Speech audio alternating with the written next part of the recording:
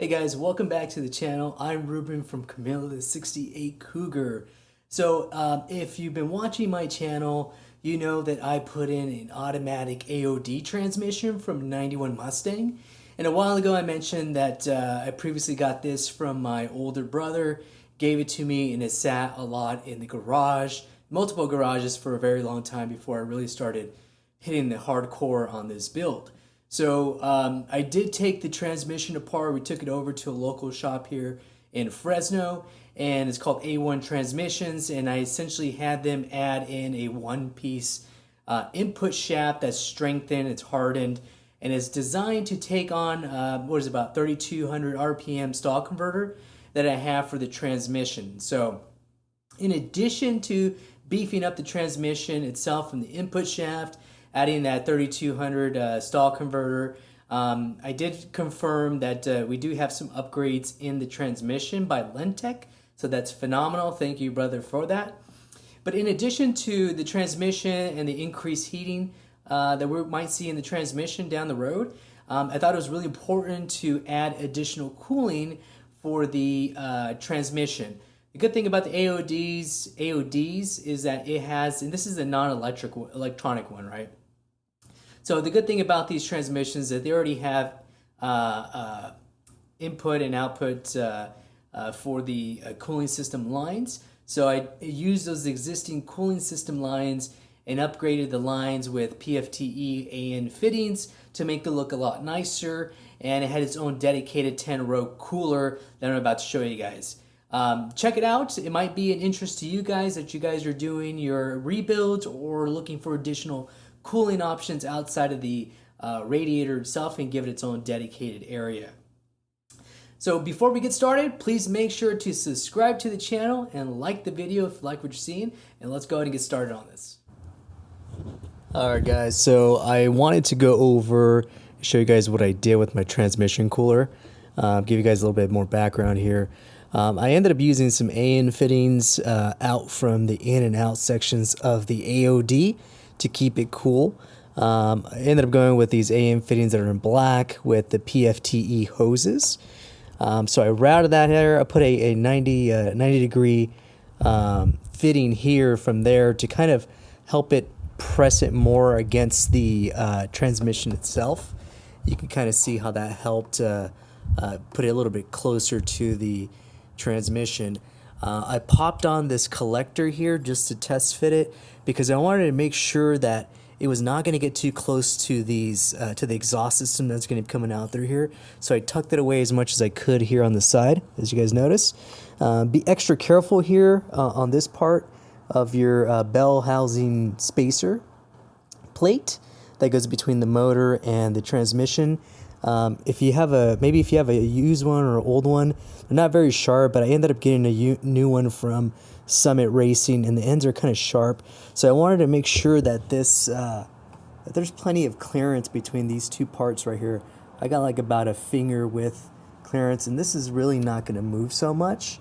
So I think it should be fine there. I ended up bolting it here to an existing hole in the transmission, and I added a bolt through it with a nylon head on it. Looks like I can bolt it down a little bit more to be a little bit snug, but that's going to hold this in place here. And then I got this separator here to help that go around. So the last time I was talking to you guys, I was talking about not a quick disconnect, but an area where I can easily disconnect these transmission lines for servicing, changing the oil, etc. These are, again, AN fittings here, and actually used two unions here for both the return and or the hot and return, I should say. And then I connected again here with some more AN fittings. You know, and to be honest with you guys, I've spent a small fortune in AN fittings.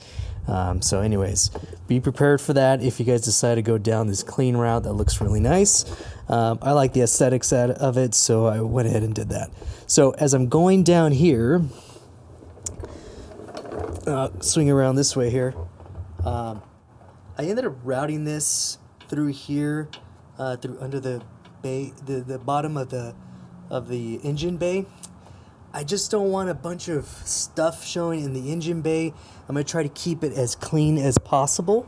with not too much. I'm gonna get rid of that filter, by the way, but not too much stuff showing outside of the AC system that's already gonna show. So anyways, I routed it here, and I'm gonna add a rev nut here to hold it in place right there for me, and hopefully that's gonna end up clearing this part here. I'm probably gonna put some weight. I'm gonna jack up the tires here to make sure that this stays stationary, which I believe it does stay stationary, but there's no weight on the current wheels, so I can't tell. But I'll put that. I'll jack up this tire to see what that looks like. And then I ended up routing this over underneath the fender well. I don't think I'm gonna have any clearance issues here. This is where the fender extension, or the bumper, I think it's the bumper piece, and there's a fender extension here that goes there, connects here at the bottom for the bottom of the fender. There's not going to be any obstruction here, so that's nice. I added another clamp here to keep that in place, and then of course I routed over here. I ended up putting the headlamp bucket in and the rock deflector because I wasn't sure if I was going to run into some clearance issues. So I just said, hey, what the heck, I have it out there in the bench, brought it out here, bolted it up just to make sure that nothing interferes with that. So this is a 10-row cooler. It's fitted with AN fittings, with 90-degree fittings here that I connected, and I connect this one too as well. There's not going to be any obstruction at all, which is really cool, and this thing is rock solid built on here. There's going to be plenty of clearance between this and the lower valence piece that goes around here, and I've got a couple of pictures, and I'll show you guys some pictures next here, but you'll see that there's going to be, this is going to show a little bit because the bumper, I believe the valence comes around like this high, or like something like this, so this is going to get some cooling there from the front, which is going to be sufficient, I think, for that. And then the radiator is going to go up there, but I'm not there yet. So let me know what you guys think. I think it looks pretty good. Shot you guys a nice picture last time. Let me know if you have any other recommendations there, but I wanted to hide these lines here so it goes underneath, and then bam, and then it's all good. So looks like the project is done for now. Thanks for watching this brief video.